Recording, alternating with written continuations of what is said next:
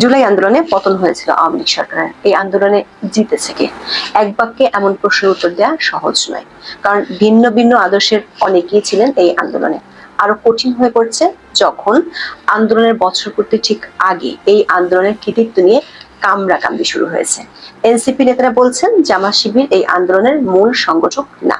অন্যদিকে জামাতের সিনিয়র নেতারা বলছেন তারা পর্দার আড়ালে থেকে এই আন্দোলনের কলকাঠি নেড়েছেন, পুরো পরিকল্পনা সাজিয়েছেন। আবার এনসিপি নেতাদের ভাইরাল হওয়া পোস্ট থেকে দেখা যাচ্ছে ছাত্রলীগ সেজে ঢাকা বিশ্ববিদ্যালয়ের সাধারণ শিক্ষার্থীদের উপর হামলা চালিয়েছিল শিবিরের কর্মীরা। ওই হামলার ঘটনায় দায়ের করা মামলায় এক বাদী, যিনি এনসিপির নেতা, তিনি দাবি করেছেন যাদেরকে তিনি আসামি করেছিলেন তাদের অনেকেই ছিলেন শিবিরের কর্মী, কিন্তু ছাত্রলীগ করত। কিছুদিন আগে ছাত্রদল এদেরকে বলেছে গুপ্ত শিবির। প্রশ্ন হলো, জামাত নেতাদের দাবি, এনসিপি নেতাদের অভিযোগ সবকিছু ফিরিয়ে নিয়ে যাচ্ছে গত বছরের জুলাইয়ের শেষে, যখন শেখ হাসিনা বলেছিলেন আওয়ামী লীগকে ক্ষমতা থেকে হটাতে এটা জামাতের ষড়যন্ত্র। তার মানে কি শেখ হাসিনার কথাই ফলে যাচ্ছে? সরকার সমর্থিত কিংস পার্টি এনসিপির আহ্বায়ক নাহিদ ইসলাম জুলাই আন্দোলনের নেতৃত্বের শীর্ষ সারি থেকে শিবিরকে মোটামুটি ছেটে ফেলতে ফেসবুকে 31 জুলাই দীর্ঘ পোস্ট দেন। লেখেন, সাদিক কায়েম বৈষম্য বিরোধী ছাত্র আন্দোলনের কোনো সমন্বয়ক ছিলেন না, কিন্তু 5ই আগস্ট থেকে এই পরিচয় সে ব্যবহার করেছে। অভ্যুত্থানে শিবিরের গুরুত্বপূর্ণ ভূমিকার কারণে সাদিক কায়েম প্রেস ব্রিফিং এ বসার ব্যবস্থা করা হয়। পাল্টা জবাব দেন শিবিরের নেতারা ও তাদের সমর্থকেরা। কিন্তু বিষয়টি শুধু জবাব দেওয়ার মধ্যে সীমাবদ্ধ থাকেনি, শুরু হয়েছে একের পর এক কামান দাগানো। সবচেয়ে ভয়ঙ্কর তথ্য দিয়েছে এনসিপির কেন্দ্রীয় সংগঠক আরমান হোসেন। তিনি লিখেছেন, গত বছর 15ই জুলাইয়ে ঢাকা বিশ্ববিদ্যালয়ে ছাত্রলীগের হামলার ঘটনাকে কেন্দ্র করে 220 জন আসামির বিরুদ্ধে 27 অক্টোবরে শাহবাগ থানায় তিনি মামলা দায়ের করেন। আরমান হোসেন দাবি করেন, মামলা দায়েরের মাস খানেক পর শিবিরের শীর্ষস্থানীয় একজন নেতা তার সাথে দেখা করেন। সেই নেতা কয়েকজন আসামিকে মামলা থেকে অব্যাহতি দেয়া যায় কিনা সে ব্যাপারে কথা বলেন। তাদের ব্যাপারে ডিটেলসও পাঠান আরমানের কাছে। আরমান হোসেন এরপর লেখেন, তিনি খোঁজ নিয়ে দেখেন মামলার বেশ কয়েকজন আসামি শিবিরের সাথে যুক্ত। দর্শক, 15 জুলাই ছাত্রলীগের হামলার পর সারা দেশে কোটা সংস্কার আন্দোলনের তীব্রতা বেড়েছিল। অন্যদিকে গণতান্ত্রিক ছাত্র সংসদের আহ্বায়ক আব্দুল কাদের লিখেছেন, গুপ্ত শিবিরের সদস্যরা ক্যাম্পাসে সবচেয়ে বেশি আগ্রাসী ছিল। তারাই ছাত্রলীগের নামে ক্যাম্পাসে সাধারণ শিক্ষার্থীদের উপর বেশি নির্যাতন চালাতো। জুলাই আন্দোলনের আর এক নেতা মাহিন সরকার বলেছেন, কাদের বক্তব্য সত্যি। এরই মধ্যে জামাতের নায়েবে আমির সৈয়দ আব্দুল্লাহ মোহাম্মদ তাহের বিবিসি বাংলাকে দেওয়া এক সাক্ষাৎকারে বলেন, তারাই অভ্যুত্থানের মূল ভূমিকা পালন করেছিলেন। নিজেদের অপ্রকাশ্যে রাখার কৌশল অবলম্বনের কথা জানিয়ে তিনি বলেছেন, তারা সচেতন ছিলেন এটা যেন জামাত শিবিরের আন্দোলন বলে প্রকাশিত না হয়। তারা চেয়েছিলেন সার্বজনীন রূপ দেওয়ার জন্য। তখন যদি প্রকাশ হতো যে ছাত্র শিবিরের মাধ্যমে জামাত এই আন্দোলনে আছে, তাহলে এতে অনেকের রিজার্ভেশন ছিল, সেজন্য তারা কৌশল নিয়েছিলেন। জনাব তাহের তার বক্তব্যের পক্ষে যুক্তি দেখিয়ে বলেছেন, এটার পেছনে যে তারা ছিলেন এটা গোয়েন্দারা জানতো, সরকার জানতো, সেজন্যই তো জামাত ইসলামীকে নিষিদ্ধ করেছিল, অন্য কোনো দলকে তো করেনি। দর্শক, আপনাদের মনে আছে সরকারি চাকরিতে কোটা সংস্কারের আন্দোলন থেকে গত বছরের মধ্য জুলাইয়ে শেখ হাসিনার এক বক্তব্যের প্রতিক্রিয়ায় যখন ঢাকা বিশ্ববিদ্যালয় থেকে তুমি কে আমি কে রাজাকার রাজাকার স্লোগান উঠেছিল, তখন অনেকের মনে সন্দেহ জেগেছিল। আন্দোলনের পক্ষ থেকে তখন এমন ব্যাখ্যা দেওয়া হয়েছিল যে এই স্লোগান ছিল ক্ষমতাসীনদের প্রতি ক্ষোভের তাৎক্ষণিক বহিঃপ্রকাশ। শেখ হাসিনা সহ আওয়ামী লীগ নেতারা কিন্তু শুরু থেকে অভিযোগ করে বলেছিলেন এই আন্দোলন বিএনপি জামাতের ষড়যন্ত্র। আন্দোলন যখন তীব্র হচ্ছিল, সহিংসতা বাড়ছিল, তখন তাদের বক্তব্য জামাত শিবিরের দিকে কেন্দ্রীভূত হয়। এক পর্যায়ে জামাতকে নিষিদ্ধ করা হয়। কারফিউ জারির পর গত বছরের 24শে জুলাই শেখ হাসিনা এডিটর্স গিল্ডের নেতাদের সঙ্গে বৈঠকে বলেছিলেন, দেশের উন্নয়ন রুখে দিতে বিএনপির জামাতের দিক থেকে এমন একটি আঘাত আসবে বলে আশঙ্কা তিনি আগে থেকে করেছিলেন। শিক্ষার্থীদের সব দাবি মেনে নেওয়ার পরও আন্দোলন সহিংসতা চলার দিকটি দেখিয়ে তিনি বলেছিলেন, কোটামুক্ত আন্দোলনকারীদের একদিন জাতির কাছে জবাবদিহি করতে হবে, কেন তারা তাদের এই ধ্বংসযজ্ঞের সুযোগ দিল। তার 4 দিন পর 28শে জুলাই শেখ হাসিনা বলেছিলেন, জামাত শিবিরের সন্ত্রাসীরা প্রাথমিকভাবে লো প্রোফাইল বজায় রেখে কোটা সংস্কার আন্দোলনে অংশগ্রহণকারীদের ছদ্মবেশে প্রবেশ করেছিল, কিন্তু পরে তারা বিপজ্জনকভাবে আন্দোলনের সামনের সারিতে চলে আসে।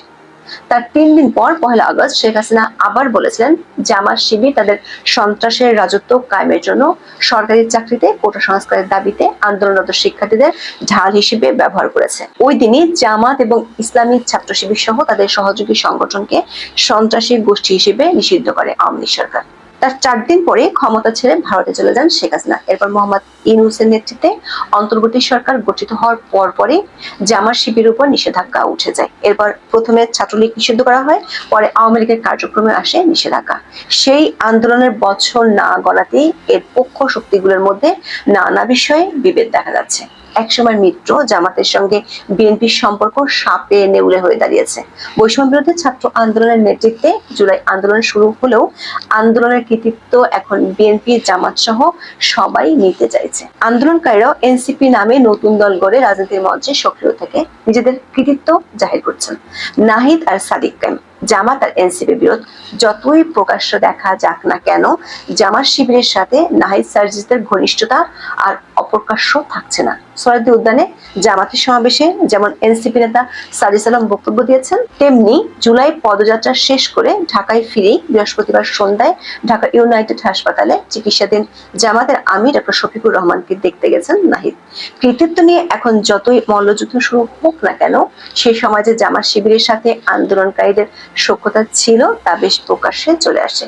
ফলে প্রশ্ন দেখা দিয়েছে, শেখ হাসিনা এবং আওয়ামী লীগের পক্ষ থেকে গত বছরের জুলাইতে যে অভিযোগ করা হয়েছিল সেগুলো কি তাহলে সত্য? শিক্ষার্থীদের উপর নির্যাতনের সবচেয়ে বড় যে অভিযোগটি ছাত্রলীগের বিরুদ্ধে করা হয়ে থাকে, সেখানে গুপ্ত শিবিরের ভূমিকা প্রকাশ্যে এনেছে এনসিপি নেতারাই, বিশেষ করে এমন একজন যিনি মামলার অন্যতম বাদী। ফলে ভবিষ্যতে এই মামলার ভ্যালিডিটি নিয়ে বিরাট প্রশ্ন এরই মধ্যে উঠে গেল। শুধু তাই নয়, ভবিষ্যতে হয়তো এই আন্দোলনের ন্যায্যতা নিয়েও প্রশ্ন দেখা দিতে পারে।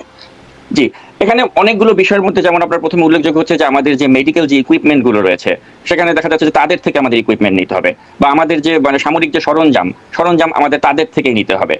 তো এভাবে দেখা যাচ্ছে যে অনেক ক্ষেত্রে আমরা আমাদের যে একটা মানে স্বাধীনতা বা আমাদের যে একটা ক্রয়ের স্বাধীনতা সেটা তারা কেড়ে নিচ্ছে। আবার এট দ্য সেম টাইম তারা দেখা যাচ্ছে যে আমাদের দেশের বন্দর কিভাবে চলবে ওটাও তারা আমাদেরকে বলে দেওয়ার চেষ্টা করছে, বা তারা আমাদের এখানে ওই যে জাতিসংঘের যে একটা অফিস হবে এটাও আমাদেরকে নিতে হচ্ছে।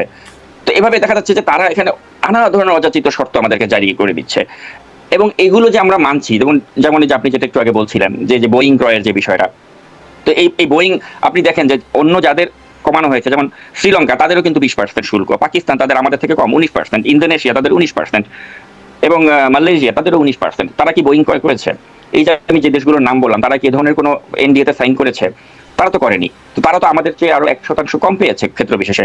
তো তারা যদি আমাদের চেয়ে 1% কম পেয়ে বোয়িং ক্রয় করতে না হয়, কোনো এনডিএ তে সাইন করতে না হয়, তো আমাদের কেন সেটা করতে হচ্ছে? করতে হয়েছে, যেমন ভিয়েতনাম করেছে, যেমন ভারত করেছে, এরকম মনে হয় আরো 2-1টি দেশ করেছে না। কিন্তু ভারতকে তো আপনি দেখেছেন যে তাদেরকে তো একটা 25% একটা মানে আমাদের চেয়ে অনেক বেশি মাত্রায় তাদেরকে আরোপ করা হয়েছে, কারণ এটা একটা অন্যরকম বাস্তবতা যে ভারত কেন রাশিয়ার মতো একটা দেশের থেকে তারা সামরিক সরঞ্জাম কিনছে, যেটা ডোনাল্ড ট্রাম্পকে ক্ষুব্ধ করেছে। এবং ডোনাল্ড ট্রাম্প তার ওই টুইটের মাধ্যমে, যেটা ট্রুথ সোশ্যাল, সেখানে সে পোস্ট করে এটা বলেছে। তো ভারতের বিষয়টা আলাদা রকম, কারণ ভারতকে অনেক ধরনের সুযোগ সুবিধা ট্রাম্প দিয়েছিল, কিন্তু সেই হিসাবে তার প্রাপ্তির খাতা অনেকটা শূন্য ছিল। তো সেজন্য এখন সে ভারতের উপর চড়া হয়েছে। কিন্তু আমাদের বাস্তবতা তো আলাদা, কারণ আমরা তো আমেরিকাকে সবসময় আমাদের একটা ওই বন্ধু রাষ্ট্রই মনে করেছি, এবং নানা বিষয়ে তারা আমাদের প্রতি অনেকটাই ফ্লেক্সিবল ছিল নানা বিষয়ে। কিন্তু এখন সেই আমেরিকার সাথে আমাদের সম্পর্কে একটা বৈরী পর্যায়ে যাতে না যায়, সেজন্য আমরা এমনই একটা নতজানু অবস্থা মানে নিতে যাচ্ছি, যেটাতে অনেকেই বলছে যে আগে সরকারটা ছিল ভারতের তাবেদার, এখন হতে যাচ্ছে একটা মানে মার্কিন তাবেদার সরকার আমরা বসাতে যাচ্ছি। আর সবচেয়ে বড় কথা, আপনার দেশের যখন আপনি জানেন যে সংখ্যাগরিষ্ঠ মানুষ তারা চাচ্ছে না যে এখানে আপনি একটা জাতিসংঘের একটা অফিস এখানে করতে দেন, সেটা আপনি জোরপূর্বক আপনি জনগণের উপর চাপিয়ে দেওয়ার চেষ্টা করছেন, বা আপনি জনগণকে চাপিয়ে দেওয়ার চেষ্টা করছেন যেখানে আমাদের সেনাবাহিনী তারা পার্বত্য অঞ্চল যেটা মানে অস্থিতিশীল হয়ে থাকে সেখানে তারা শান্তি প্রতিষ্ঠার চেষ্টা করে, সেখান থেকে আপনি আমাদের সেনাবাহিনীকে সরিয়ে দিয়ে ওই অঞ্চলটাতে আপনি একটা অলওয়েজ একটা বিবাদমান পরিস্থিতি রাখতে চাচ্ছেন। তো এটা কার সাথে রাখতে চাচ্ছেন? তো এই প্রশ্নগুলো কিন্তু আসছে। আর সবচেয়ে বড় কথা, এই যে এই ধারণাটাও যদি হয়, বা এই যে বিষয়গুলো দেখছি, এখানে আসলে কেন মার্কিন তাবেদার হচ্ছে? যেমন ভারতের তাবেদার যখন হয়েছে, ভারতের কাছ থেকে বেশ কিছু স্বার্থ সেই মানে তৎকালীন আওয়ামী লীগ সরকারের ছিল, যার কারণে তারা ভারতের তাবেদারি করেছে, একদম স্বার্থহীন ভাবে করে নাই, মানে তাদের দলীয় বা ব্যক্তি স্বার্থ ছিল। এখন মার্কিন তাবেদার এটা কেন? এখন মার্কিন তারা এই কারণেই করছে যে তাদেরকে আসলে ক্ষমতাটা হয়তো ধরে রাখতে হবে দীর্ঘ সময়, এবং ক্ষমতা দীর্ঘ সময় ধরে রাখতে গেলে আপনার একটা মার্কিন সমর্থন প্রয়োজন। তো এখন এই সরকারটাতে আপনি তো অনেকে আমরা হয়তো বিশ্বাস করছি না ডক্টর ইউনূস এরকম কিছু করবেন না এবং তিনি যথাসময় নির্বাচন দিয়ে তিনি চলে যাবেন, কিন্তু কথা হচ্ছে তাই যদি হয় তাহলে ডক্টর ইউনূস কেন এই ধরনের মানে আমাদের উপর চাপিয়ে দেয়া যে চুক্তিগুলো সেগুলো তিনি মেনে নিচ্ছেন এবং আমাদেরকে একটা ধোঁয়াশার মধ্যে রাখছেন, এবং যেই ব্যক্তি এটা ফাঁস করছে আপনি তাকে চাকরিচ্যুত করে দিচ্ছেন। তা থেকে বোঝা যাচ্ছে যে এখানে এমন কিছু হচ্ছে যেটা মানে আমাদের জনগণের কাছ থেকে আড়াল করা হচ্ছে।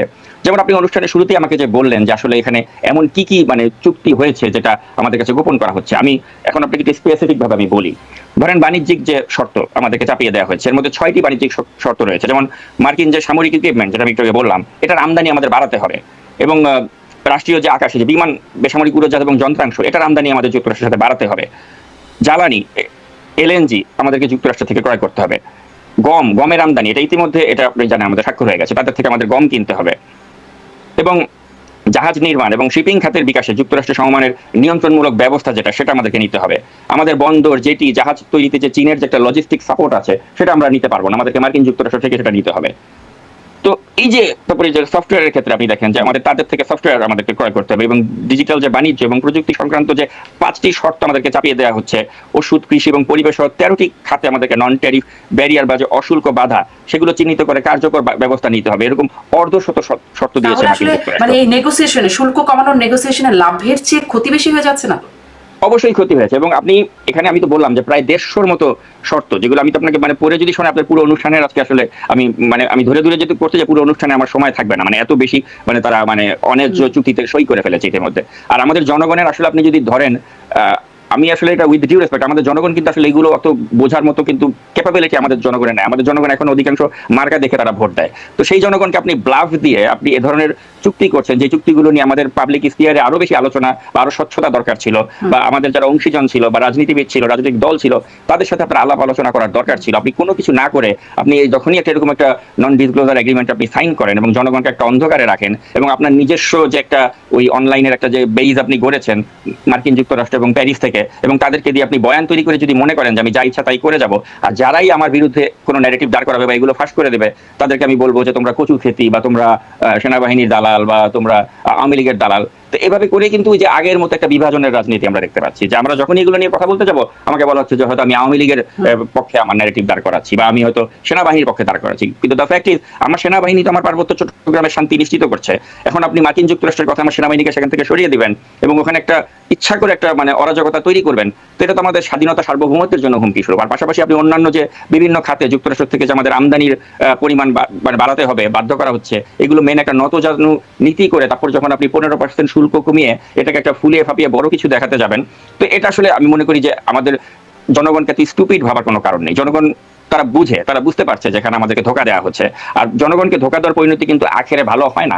শেখ হাসিনাও যখন এরকম ধোকা দিতে চেয়েছিল এক সময় কিন্তু এটা ধরা পড়ে যায়, যে তিনি ভারতের চুক্তিগুলো নাকি এই সরকার প্রকাশ করবে, যদিও সেটি করেনি, এখন তাদেরও গোপন চুক্তি হচ্ছে, সেই চুক্তিটাও তারা প্রকাশ করছে না।